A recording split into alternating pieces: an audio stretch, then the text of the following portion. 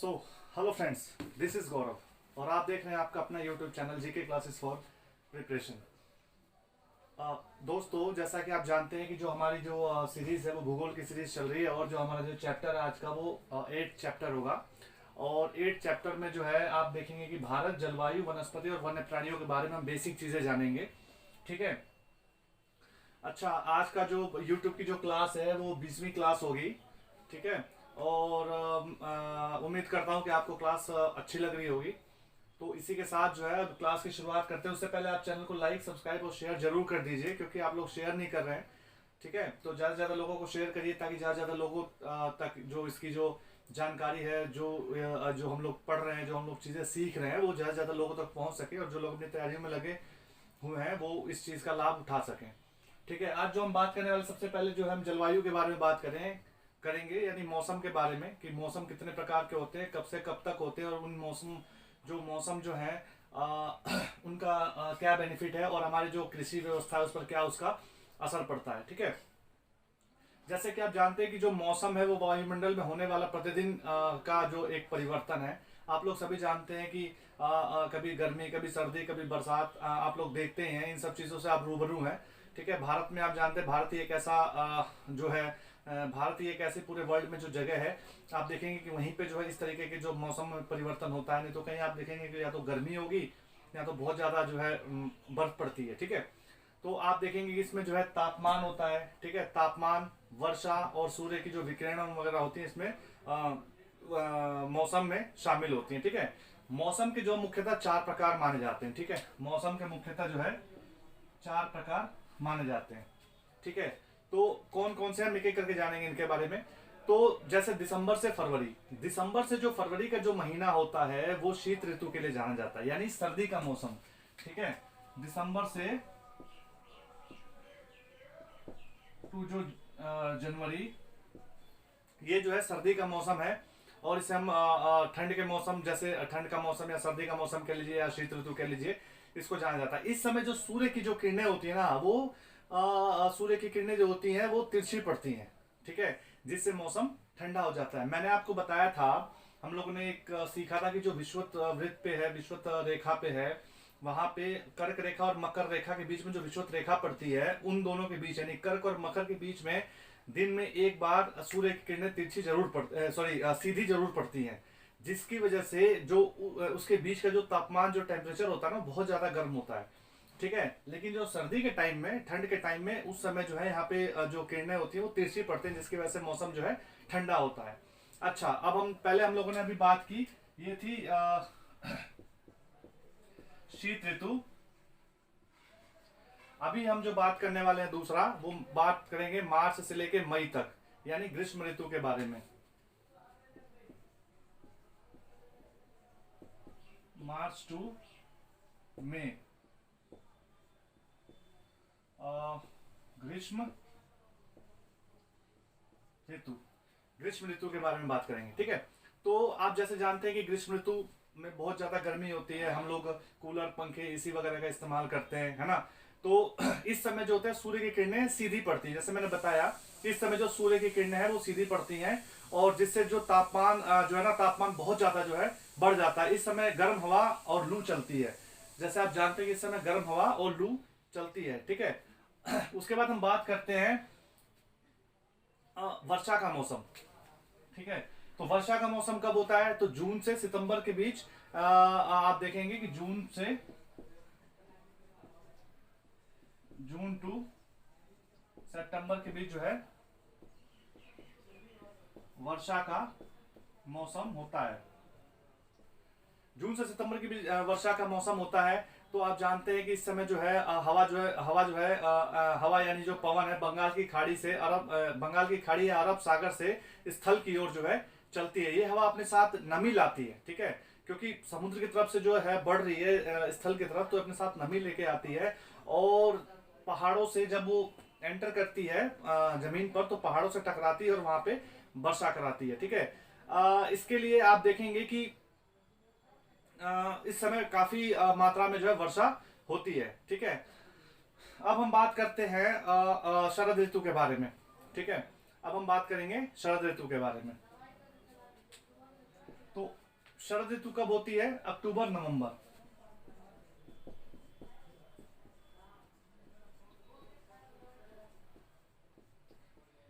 शरद ऋतु कब होती है? शरद ऋतु अक्टूबर से नवंबर के बीच है। ठीक है, ये जो मौसम है ये लौटते मानसून का मौसम है, या इसको हम शरद ऋतु भी कहते हैं। इस समय जो पवनें जो होती हैं वो स्थल से समुद्र की ओर चलती है, यानी बंगाल की खाड़ी की ओर चलती है, जिसके कारण आप देखेंगे कि तमिलनाडु और आंध्र प्रदेश के अंदर जो है इस समय जो है वर्षा काफी होती है। ठीक है, तमिलनाडु जो है वो पूर्वी दिशा में पड़ता है, यानी भारत के पूर्वी तरफ पड़ता है तमिलनाडु, फिर आंध्रा। ठीक है, तो इस समय जब वहां से मौसम जब लौटता है ना, तो बंगाल की खाड़ी से होता हुआ तो यहाँ पे सबसे ज्यादा वर्षा होती है। ठीक है, आप देखेंगे कि हम जलवायु किसे कहते हैं? जलवायु जैसे मैंने आपको बताया था, किसी स्थान पर अनेक वर्षों में मापी गई जो मौसम की औसत दशा होती है उसे हम जलवायु के नाम से जाने, यानी किसी स्थान पर अनेक वर्षों में 30 से 40 वर्षों के बीच में मापी गई औसत जो मौसम की जो औसत दशा है उसको हम जलवायु कहते हैं।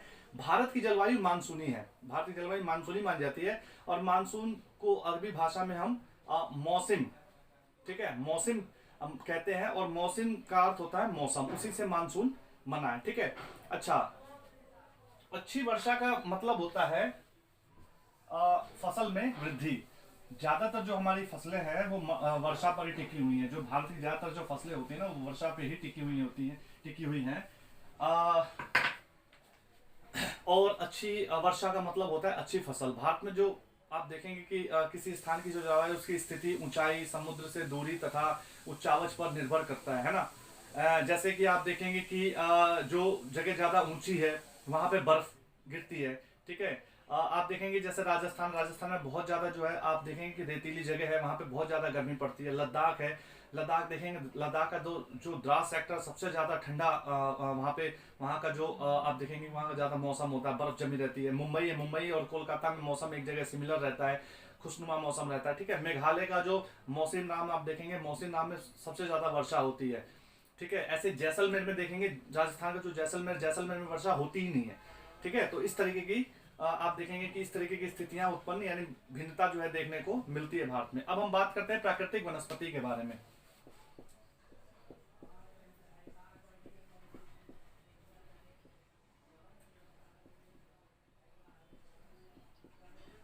प्राकृतिक वनस्पति, अब हम जानेंगे कि जो प्राकृतिक वनस्पति है, प्राकृतिक वनस्पति किसको हम प्राकृतिक वनस्पति बोलेंगे। ठीक है, झाड़ीदार पौधों के बारे में आपने जाना होगा। जैसे घास के बारे में बात करते हैं, घास है, बच्चे जो है खेलते हैं कूदते हैं, हम लोग भी जाते हैं घास पे, खेलना कूदना कितना अच्छा लगता है हमें, है ना। ऐसे झाड़ीदार पौधे होते हैं। झाड़ीदार पौधे कौन से होते हैं? वो पौधे जैसे कैक्टस हो गया और फूल वाले जो पौधे हैं उनको हम झाड़ीदार पौधे कहते हैं। कुछ वृक्ष जो है जैसे लंबे होते हैं, जैसे आप देखेंगे नीम, आम, महुआ, शीशम, इस तरीके के, और उनकी अधिक शाखाएं भी होती हैं। ठीक है, आप देखेंगे कि जो कुछ पौधे ऐसे जो घास और झाड़ियों में जो है तब्दील हो जाते हैं, है ना। या जो पौधे बिना मनुष्य की सहायता से जो उपजते हैं उन्हें हम प्राकृतिक वनस्पति कहते हैं। ठीक है, हमें वनों की आवश्यकता क्यों है?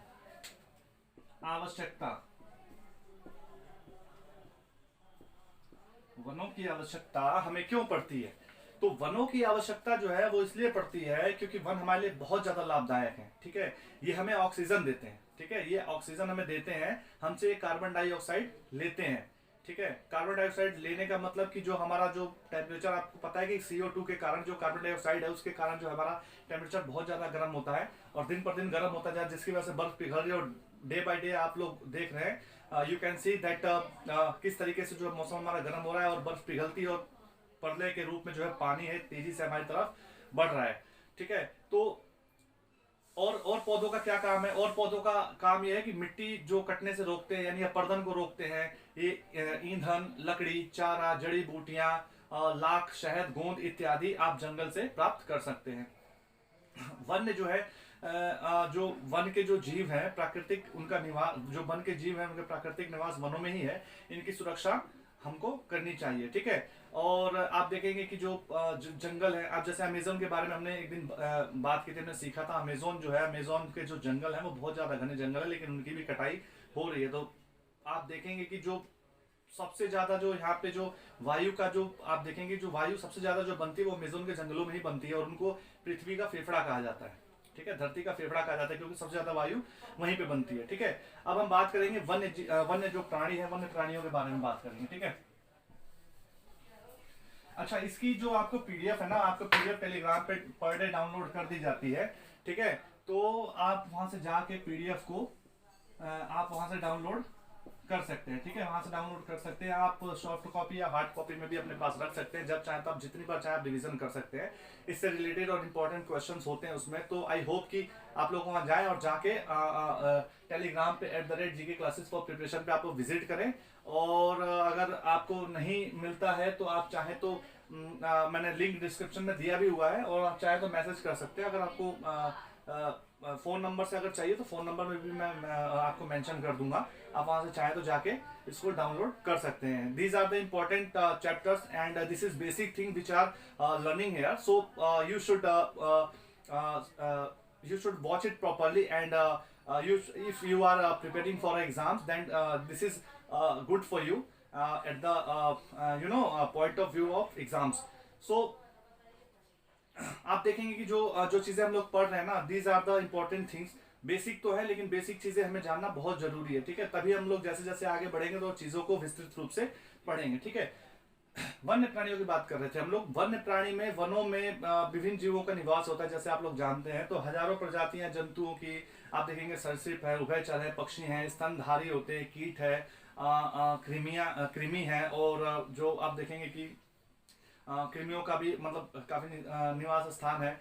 तो वन्य जीव जो है, वन्य जीवों का जो निवास स्थान है वो जंगलों में ही है। हमारे जैसे हमारे द्वारा या आप कह सकते हो कि वो लोग जिनको जो जानकारी नहीं है इसके बारे में, वनों को काटते हैं और उनका जो आप देखेंगे कि उसका मिसयूज हो रहा है। ठीक है, तो इसकी वजह से इनको बहुत ज्यादा दिक्कतें, जो वन प्राणी है बहुत ज्यादा दिक्कतें हो रही है। आप लोग देखेंगे कि वन के कटने की वजह से जो है वहाँ पे जंगली जानवरों के रहने की व्यवस्था जो है कम होती जा रही है, और जो आप देखेंगे कि खाने पीने की चीजें जो है उनको कम मिल रही है। तो इससे ये होता है, वो क्या करते हैं कि फिर वो जो रिहायशी एरिया में घूमते हैं, आप देखेंगे डे बाय डे ना कहीं कहीं बाघ घूमता नजर आ रहा है कि किसी रिहायशी एरिया में, आप देखेंगे कि कोई जंगली जानवर निकल के आ गया। रोज सीसीटीवी कैमरों में हम लोग देखते हैं, यूट्यूब वगैरह पे भी हम लोग देखते हैं ना कि इस तरीके से आ गए, कुत्ते को पकड़ के लेके जा रहे हैं, क्योंकि उनको जंगल में खाने की चीजें नहीं मिल रही ना, जंगल काटे जा रहे हैं। तो वो अब वो भी क्या खाएंगे बेचारे, तो जहां उनको चीजें मिलती है तो वो वहां पे आ जाते हैं, और इस तरीके से वो लोग अपना गुजर बसर करते हैं। ठीक है, आपको पता है कि बाघ हमारा राष्ट्रीय पशु है। ठीक है, देश के विभिन्न भागों में बाघ पाया जाता है। गुजरात के गिर में एशियाई शेरों का निवास स्थान है। आपको पता है हाथी जो है, हाथी एक सींग वाले गैंडे जो है असम में पाए जाते हैं। ठीक है, और हाथी केरल और कर्नाटक में भी पाए जाते हैं। ठीक है, तो ऊंट आप देखेंगे, ऊंट जो है भारत के रेगिस्तान में पाया जाता है। जंगली गधा कच्छ के रण में पाए जाते हैं।